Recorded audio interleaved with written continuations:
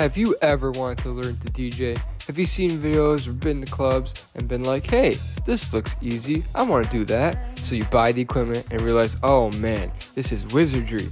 Well, don't worry, I'm here to teach you the basics of DJing in a simple, easy way anyone can understand. In this video, I'll teach you how to beat match. Beat matching is basically taking two or more songs and playing them together in a way that sounds good. This is one of, if not the most important part of DJing. The equipment I'll be using for this tutorial is the Pioneer DDJ SX3. It's a very good 4-channel controller, but I'll only be using 2 channels for this tutorial since most low-budget controllers that the majority of you will start with are only 2-channel controllers, meaning it only has 2 channels and 2 decks. The software I'll be using is Serato DJ Pro, but don't worry, you can easily apply the same knowledge to other software like Rekordbox, or even apply it without using DJ software if you're using CDJs or turntables. First, we need to understand what everything does on the decks. The good thing about DJ equipment is that even though it may all look different, it all has a universal layout. So typically, a club layout will have 2 to 4 turntables, these things, and a mixer. The mixer will either be 2 channels or all 4. Each button and knob has a different usage on the controller, but today we'll be focusing on the jog wheel, the cue and play and pause button, the volume knobs, the tempo sliders, and the EQs right here. The first thing you want to do is pick your music. So I play mainly electronic music, so I picked 2 house songs that I really like. So the first thing you need to understand is all songs are recorded at different tempos. So generally house music is recorded between 122 to 128 BPM, sometimes a little bit lower, sometimes it's a little bit higher, but generally it's around there. This varies from genre to genre, but you need to know the tempo of your music. So as you can see, you can check the tempo of your music either on the CDJ itself or on the software by looking at the BPM. BPM stands for beats per minute. As you can see here, the first song I have loaded up on deck 1 is at 128 beats per minute, and the second song I have loaded up on deck 2 is at 123 beats per minute. So those are 2 different BPMs, 2 different speeds. So the one thing you need to know also is that BPM, the higher the BPM, the higher the faster the song will play. The lower the BPM, the slower the song will play. So obviously the song that's at 128 BPM is going to be playing faster than the song that's at 123 BPM.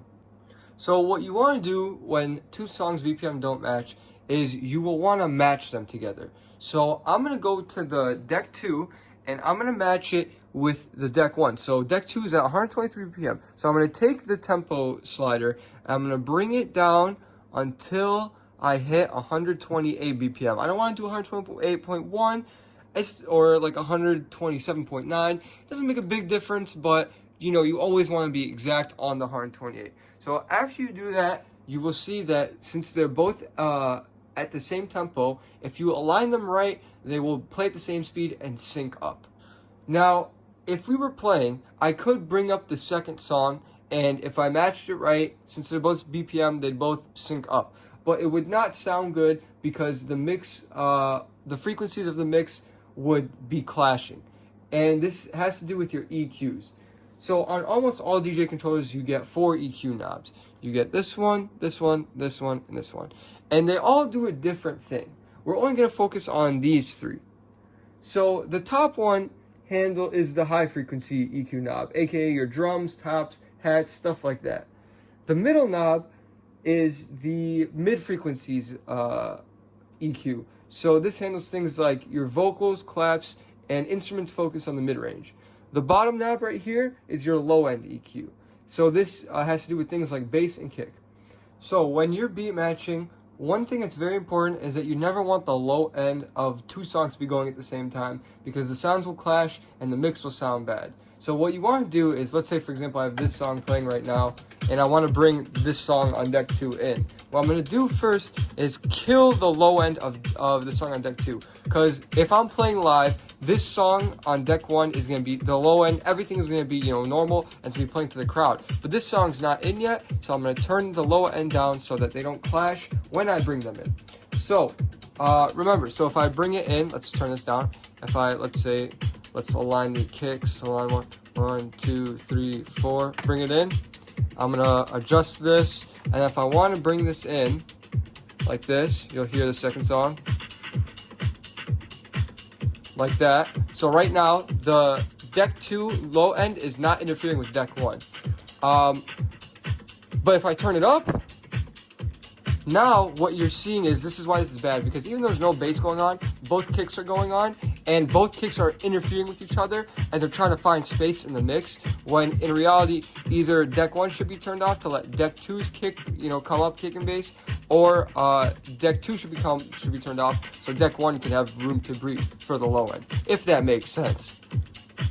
So now you know how to EQ and change the tempo, but we're still not done. Now it's how to actually beat match. So, when you're beat matching, you can really beat match anywhere in a song. So if one song's going, you can bring the second song in anywhere as long as it sounds good and you sync it up right. But generally, you beat match during drops, build-ups, or breakdowns. So when you pick a point where you want to beat match and the song comes up, you want to cue a point in the second song that you're bringing in to where it will mesh well with the first song. So let's say, for example, I have this song going right now. I'm going to cue the point. I'm going to find the point where I want to set the cue point so I can bring the song in. So I'm going to find it with this. I'm going to find the first kick in the song. This is how I do it. And I'm going to cue it up right there. So now if I bring it in, if I press cue, it's going to start from the initial point from the song. Now obviously you could do this anywhere. You could change it. I can bring it in from this point if I wanted to. It really does not matter. So you've picked your points on where you want to mix in and out the two tracks. Next is a very important step. So when one song is going on, you can't just bring in the second song anywhere, and I'll show you why in a second. You actually have to align the track. You have to align these kicks of both songs with each other so that they're both hitting at the same time. So for example, what I'm talking about is if this song is going, I can't just, it's like if I hit play anywhere, you see how the song elements are clashing and it does not sound good. It sounds like a jumbled mess. But now, if I hit play, and then I time my kick, so it lands on the first kick, so, hold on, 1, 2, 3, 4. You see how that sounds a little bit better, and now if I use the jog wheel, which I'll get to in a second, they're synced up. So now the drums of both songs are going at the same time. Notice how this sounds much better than just this. So it's very important to align your songs together when you're beat matching so that everything sounds good. Now, what happens, for example, if you have this song going and then you're about to line it up with the kick, and then here we go. So we got 1, 2, 3, 4. Oh, I was a little bit late. Now, instead of just stopping the song totally and trying again, because that's not always going to happen, because sometimes there's certain points in a track that you have to hit. So let's say I mess up like this. Instead of restarting, you use the jog wheel. So the jog wheel is here to slightly move the song forward or backwards. And it actually tells you right here whether it moves, which way to turn the jog wheel to move forward and backwards. So I was a little bit too late, so I'm going to speed the song up. I'm going to keep going until I match it. Right there. So now it's matched. Now you have to be careful with the jog wheel, because if you go too far one way, the beats will just unmatch again. And if you go too far the other way, the beats will unmatch again. And you can tell sometimes you're off by just a little bit. So here, let me get the beats matched. So right now the beats are perfectly matched. They're both going at the same time. But sometimes you're off just by a little bit. So this is a little bit more noticeable. But even here, you can notice that like they're still not meshing well. They're like almost there. So all you have to do, you don't have to like spin it like that. You just have to, turn it just a little bit, just to make the songs match.